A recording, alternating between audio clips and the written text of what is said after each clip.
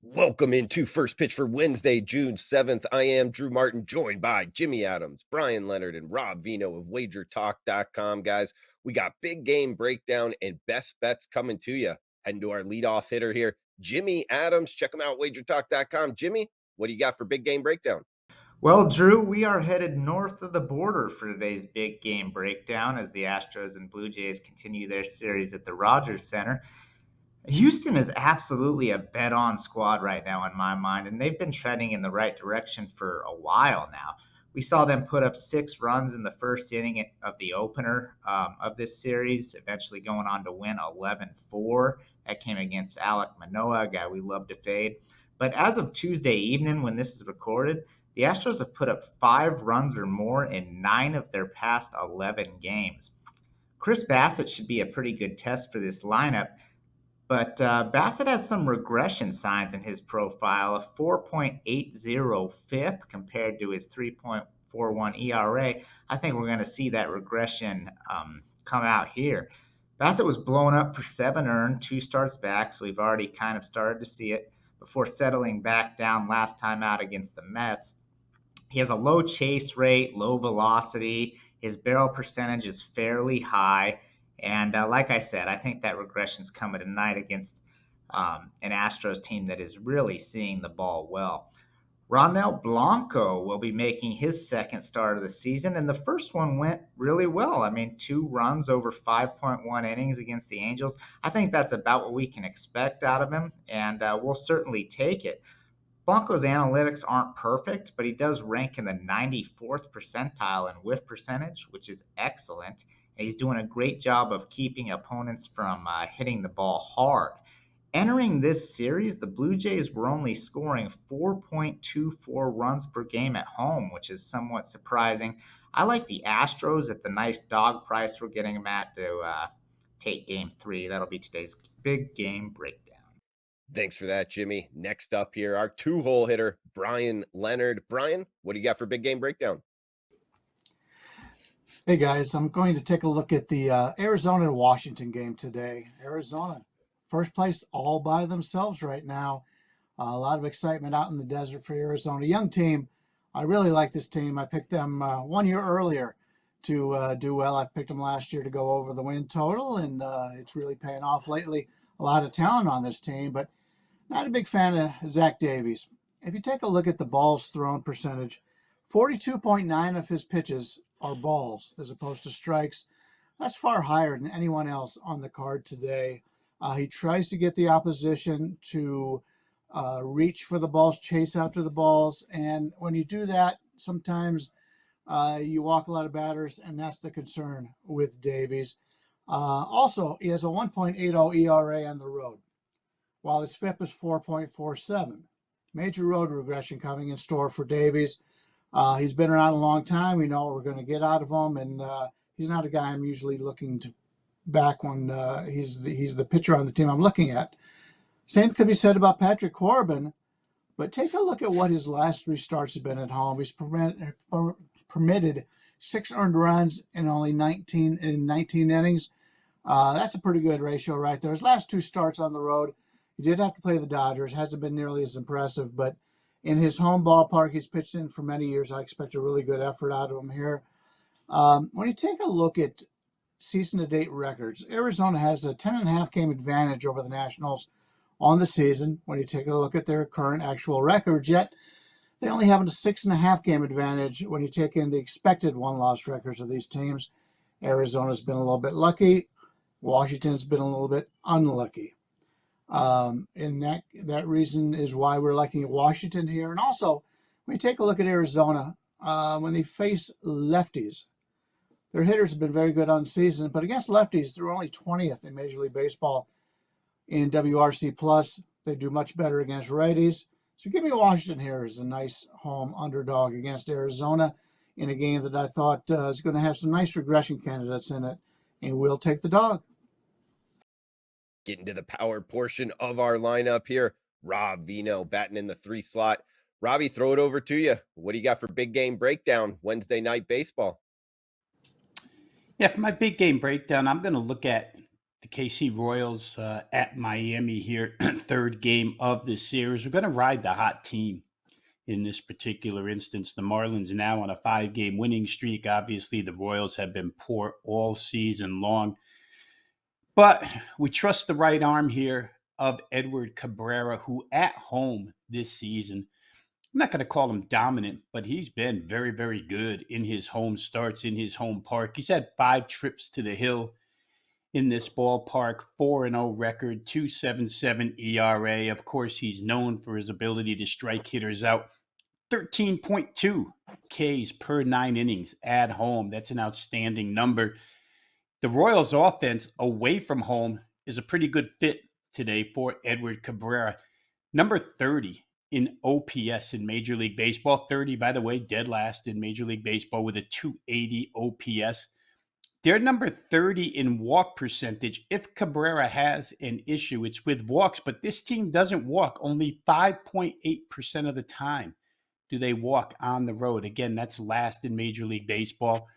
And they're the second worst strikeout team in Major League Baseball on the road, ranked number 29, second highest strikeout percentage, 27.1% of the time the Royals strike out. So they strike out, they don't walk, they don't get on base. Pretty good matchup for any pitcher, but especially Edward Cabrera and his powerful right arm. Like the Marlins offense here, it's been on fire the last 4 games. As I mentioned earlier, they're on a 5-game winning streak. 6, 9, 7, and 12 runs scored in the last 4 games by the Miami Marlins, of course, led by Luis Ariz, who now is gaining national recognition as he's hit the 400 mark or above the 400 mark with his batting average. The Royals, they've allowed 6 or more runs in 4 of their last 5, so those two match up real well. Hot Marlins offense, poor Royals pitching. Speaking of poor Royals pitching, Jordan Lyles on the hill today. He's been a disaster on the road. 5 starts, 9.89 ERA, 1.69 whip, 364 on base percentage, 970 OPS. That comes with a 606 slugging percentage. So again, a guy who only averages 4 2/3 innings in his road starts with all those poor numbers.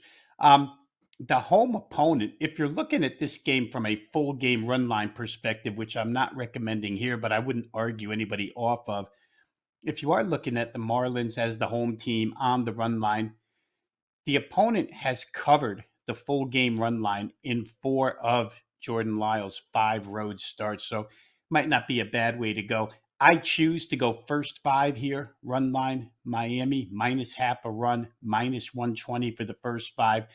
The Marlins are 4-0 first 5 innings in Cabrera's last 4 home starts. All of those victories over the first 5 innings have been by 2 or more runs. I could see it happening again today. Just, in baseball, you like to play hot teams. Right now, Miami's that hot team. Take them here. 20 cents seems a little bit cheap here for the first 5. We'll play Miami. Listed pitchers, of course, Cabrera versus Lyles. Miami minus half a run, first 5 innings, minus 120. All right, guys, it is time for best bet section for the Wednesday card. We got 1-day game, 1 afternoon game, and a night slate here. Throwing it over to Jimmy Adams. Jimmy, what do you got for final thoughts for the show, and where are you heading for best bets? So, Drew, before I get into today's best bet, I'm going to just touch for a second on how we've been doing. Baseball has been absolutely rolling. Entering Tuesday night, we were up 58 units since April 14th. The money just continues to come in, and thank you to all of you that have been taking advantage of the wonderful special. We got a 30-day package going up, special going on right now at just over $6 per day. So whatever your needs are, 30 days, a week, or whether you just want today's 4% best bet, which I have locked and loaded, you're watching this, you know where to go, only at wagertalk.com. For today's best bets, we're going to the Great American Ballpark, where yesterday we saw 6 runs scored in the first, and the Dodgers had 8 runs by themselves in the 4th inning. And we can expect early offensive production again on Wednesday with 2 very hittable pitchers taking the mound in Noah Syndergaard and Brandon Williamson. I'll start with Syndergaard, who's allowed 11 earned runs in his past 2 starts, including 4 homers. The analytics bettors love to fade Syndergaard because nearly all of his numbers rank near the bottom of the league. Really poor K rate, whiff percentage, WOBA, low velocity. I mean, the list just goes on. And then we have Brandon Williamson, whose numbers are just as bad or worse. I mean, he only has 4 starts on the season, but trust me, the analytics are all bad. I don't need to run them all down for you. He doesn't have a single one that's good. And look, this Dodgers lineup is lethal, especially hitters 1 through 4, right up there with the best teams in the league. You know, fourth in OPS, second in home runs, just right behind the Rays. We know how good they've been. And the Dodgers have actually been the best team in the NL at scoring with 2 outs. We saw that on full display yesterday with Freddie Freeman, one of the best hitters in baseball, hitting a grand slam in the 4th inning with 2 outs. We can expect fireworks early in this one. 2 pitchers that are going to give up runs, a ballpark that is very hitter friendly. We're going to go the first 5 over for today's best bet. Next up, Bryan Leonard. Guys, check him out, wagertalk.com. Bryan, any final thoughts here for the show and where you heading for best bets? I'm going to take a look at the Chicago Cubs LA Angels game. Had the Cubs last night, took a 4-0 lead, fell apart, lose that game. I like to bounce back on teams that have a nice lead and blow it the game before, especially when I think there's an advantage in the line. Jamison Taillon, to be honest with you, has been terrible so far this year for the Cubs. Whether it be trying to do too much with a new team or simply underperforming, he's been a disappointment. You see this a lot when you bring a guy into another organization and he gets a nice size contract. We've seen it with the shortstop in Philadelphia this year. We see it every year. The majority of the players that go from one location to another try to do too much. I think that's what Taillon's done so far. You know, his last start, he looked to be turning it around a little bit. He was much better in his last start. And if you take a look at his advanced stats, his ERA on the season, 7.05. I told you it was bad. But his xFIP is only 4.67. So not only has he been pitching poorly, but he's due for some major regression in that regard. And I think it started to kick in his last start. If you compare the 2 pitchers in this matchup, his stuff plus number, Taillon's, is 90 compared to Jaime Barrea's 82. Yet the Angels righty has a 1.59 ERA with a 3.69 xFIP. So he's looking for some negative regression, Taillon some positive regression. And Jaime Barrea wasn't even one of the guys they were going to start the season with, but because of some of the other problems they've had in the pitching staff, they've had to bring him up. And he's been very good in a short amount of time. But if you take a look at his career, he's likely to regress to his career numbers.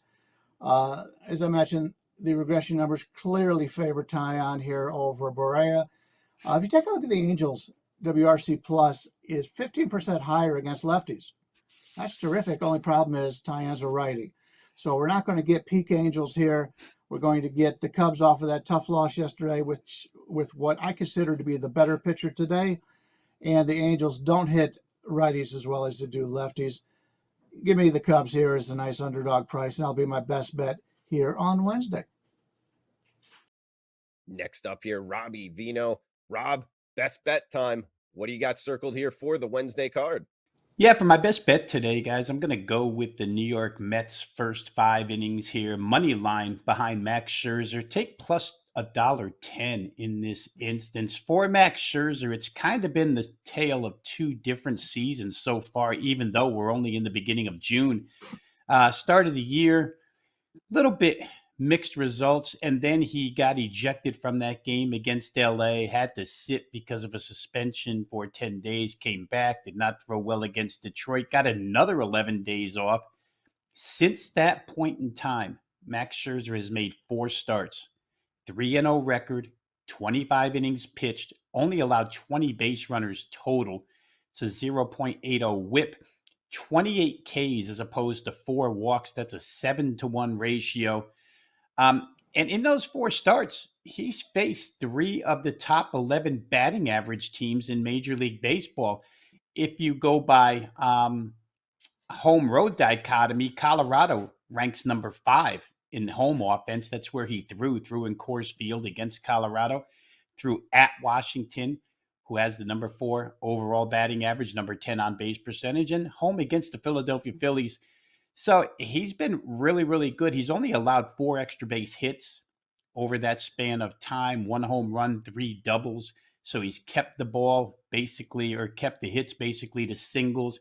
And as I mentioned earlier, hasn't walked anybody. The Mets are 4-0 first 5 innings in those 4 starts. Scherzer's only allowed 4 runs total in those games. Charlie Morton, on the other hand, let's take a look at him.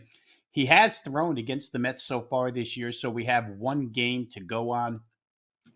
May the 1st in New York, 5 1/3 innings, 6 hits, 3 walks, 9 base runners in those 5 1/3 innings, 4 earned runs, lost the game 5-3, trailed, important here, trailed after 5 innings, 2-0, since we're looking at a 5-inning play. And Charlie Morton's last 3 starts, the Braves have lost all 3 first 5 innings. He's allowed 3, 2, and 6 runs in his most recent 3 starts in the first 5 innings. He has allowed in those games 9 extra base hits, 6 doubles, a triple, 2 home runs. Sort of a regression here by Charlie Morton as of late. And his home starts haven't been that good either. 4.13 home ERA, 1.48 whip at home. SunTrust Park hasn't been all that kind to Charlie Morton. Take a look at the Braves offense here, and we know you could argue it's the best offense in baseball. However, there's a disparity between how they hit righties and how they hit lefties. Let's go through some of the numbers here. Against left-handed pitching, the Braves 303 batting average, but against righties 243. That's minus 60 when they're facing a righty. 363 on base percentage versus lefties, 319 against righties. That's minus 44. Again, a significant drop off. Slugging percentage goes from 547 against lefties down to 430 against righties, minus 117 percentage points. 910 OPS versus lefties, 749 against righties, minus 161 percentage points. The lineup is really full of guys who are right-handed and hit left-handed pitching better. And even a couple of the lefties here, Eddie Rosario is a far better hitter this year against left-handed pitching than he is right-handed pitching. The same goes for Ozzie Albies. So Max Scherzer does gain an advantage there, being the right-handed pitcher. I like the current form of Max Scherzer right now. As I described, he has kind of had 2 different seasons to date, but right now he's in Max Scherzer form. And it's interesting that, known as a fastball pitcher all his career, or throughout his career, he's now depending upon the off-speed stuff quite a bit. His 4-pitch mix at this point in time, you look at the percentages of pitches thrown, the 3 off-speed pitches they probably equal percentage-wise, or they're close to equaling how many times he throws the fastball. And his best pitch has been the changeup. League is having a very difficult time with the changeup. His chase rate is really good at this point in time because of the off-speed stuff, the break on the slider, the changeup. Atlanta loves to sit fastball.